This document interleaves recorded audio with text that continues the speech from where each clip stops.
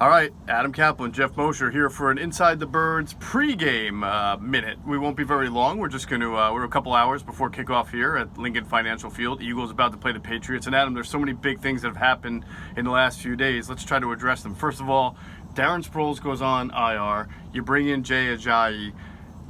Alshon Jeffrey's out. Jordan Howard's out. So what are we thinking for the running game here? Is it going to be all Miles Sanders and Boston Scott, or do you think Ajayi is actually going to get on the field? You know, it's interesting. If you look at the Eagles' numbers in the first half, they're running the ball about 56%. They're passing the ball about 56% of the time, running it around 44%.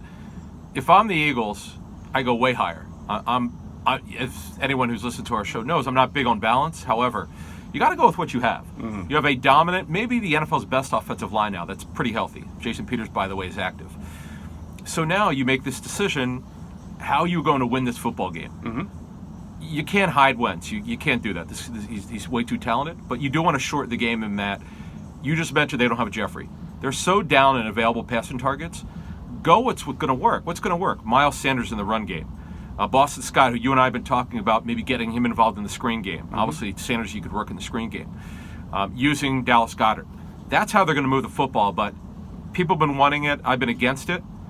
I'm for it when you have a lead in the second half. That's why the Eagles' numbers are up with the run game. When they're playing better, they run the ball, especially in the second half. But in this game, I'm going to come out with some balance. I'm going to see on first down, if I'm getting 4 yards a clip, I might stay with it. If I'm getting 1 or 2, I'm throwing it. Now, here's the next question. Who are you going to be throwing to, and how are they going to get open? Well, that is a great question. Obviously, without Alshon Jeffrey, I have to assume we're going to see some J-Jaw today. And that's J.J. Arcega-Whiteside. We'll certainly see Nelson Aguilar. We'll probably see Jordan Matthews as much as he can know the offense and get in there. But I don't see any way around getting J-Jaw on the field. If you want 3 receivers on the field, he's certainly going to have to be the third receiver. Right. Yes. The guy has ability.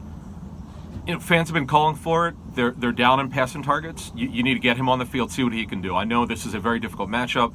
The Patriots play more man coverage than anyone. Lions are about the second most in terms of man coverage. To me, you use what you have. You know what you can do with Dallas Goedert and Zach Ertz. We've been calling for this. This is the game to do it. It's against this defense. We know they're going to try to take Ertz out. Everyone and their mother knows that. But someone else is going to get open. The history of the Patriots is they stop one guy. They don't care who the other second guy is. Right. They're going to stop Ertz. That's how it starts. They didn't stop him in the Super Bowl.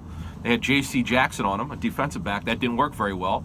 They'll come up with a new way to scheme against him. But that opens it up for Dallas Goedert, number 88. And you have to think Doug may have to play Ertz in line a little bit. Now, you can throw it to him from an in-line, but just to keep the Patriots from putting Stephon Gilmore in him, like right on him, man-to-man in the slot or some of that caliber. So they may have to make him in line and Goddard the flex. But back to the running game, I mean, we've called for it, but I don't think this is the way we wanted it with Jordan Howard injured. But we really should get a Miles Sanders showcase today. I mean, you said if they're not running the ball well, you're right, you go to the pass. But even so, he's one of their better pass mismatches. I feel like we're going to see an extended look at Miles today, and he's got to grow up even quicker. I agree. Now, how about Jay Ajayi, who is active? This is incredible. He has not practiced. Much can he play? Well, that's what I was going to get to. He has not practiced in 13 months. 13 months. He hasn't played in 13 months. All he had was a walkthrough on Saturday. Okay, folks, that literally is what it is. I've seen them before. It's you could do what's called a jog through. Some teams do, but it's not a practice. It does not count as a practice. Right. Yes, he knows the offense, but Geoff just said it. He hasn't played. He hasn't been with a team since. He hasn't been on a field in 13 months. Right. So to me, it's the same as the situation with Ronald Darby. When there was a report that he was going to play against Dallas, he didn't play. He was active. To me, if the Eagles are smart here, you only play him if you have to, which means if someone gets hurt. You'll live with Boston Scott and obviously Sanders. I'm very interested to see how Sanders kind of handles this big role. Geoff, you remember in week 2, he did not handle it very well against Atlanta. Right. He got benched, and then they started giving him some more time. And you'd been calling for it. They know how special he is. He's very much a part of it. This game today, I know how tough it is. But this game, in terms of role, could be like next season. All right. We both predicted the Patriots to win in the podcast, but a lot has happened since. So, any reason to change? I was just going to ask you anything. No, you bring I that don't up. think so. I don't But know. I still think the game will be similar. I think it's going to be a close, low-scoring game. I think I said 26-21. I thought you said like 24. 20-13. 24-13 or 20-13, right. Yeah. What is, if the Eagles are going to win, we'll close it out on this. What's the key for the Eagles to win this game? Pressure on Brady, make him move off his spot. I don't worry about the sacks. I worry about making him move. Mm-hmm. The term is functional space. No one better in NFL history, other than maybe Peyton Manning, of moving inside the pocket. And his ability to create space, Brady, to throw the football, that's what makes him great. But when you take his legs away, he's no chance. Mm-hmm. He does not throw the ball well on the run. So you've got to figure out a way to get him, whether it's stunts, twists, whatever you want to do. The fact of the matter is, not only is he great at moving inside the pocket, they are getting the ball out of his hands faster than ever. Mm-hmm. So the guys up front are going to have to win. And this is why I said to play man coverage more than you normally would. The Eagles really don't like playing man. Mm-hmm. But you got to press. You cannot let Julian Edelman control the football game. They don't use the tight ends without Gronk. Right. It's Edelman. It's James White, who we didn't mention a lot on our show, but our show earlier this week. But that's him on third down. He's going to kill you. Those two on third down. Let's see what kind of plan they have, because their plan in the Super Bowl didn't work very well against White. All right, look, Coach, I gave you one. I said one key, and you went from pressure to that's everything coverage I to said. this to That's everything that. I One said, key. man.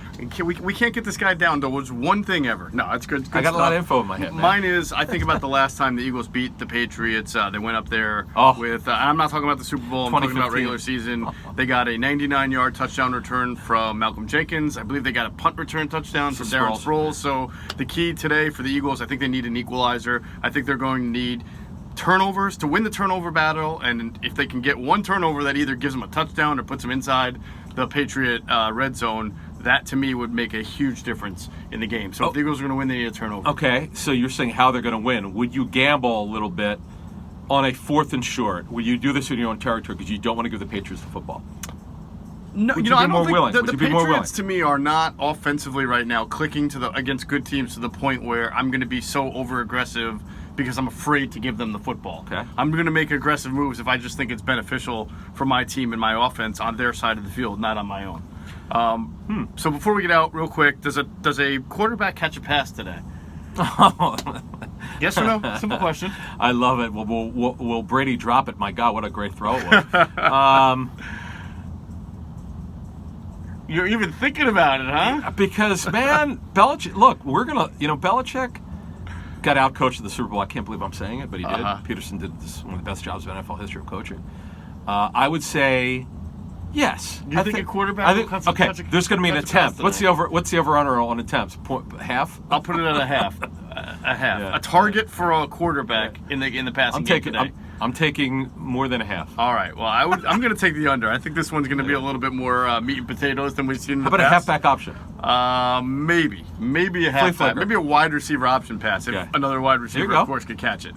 All right. That's Caplan. I'm Mosher. This was an Inside the Birds pregame minute, and we'll obviously do our our post-game pod from here after the game. Don't forget to subscribe to this channel, the Inside the Birds YouTube channel, for more visual content as we go forward. All right. Thanks, everybody. Thank you.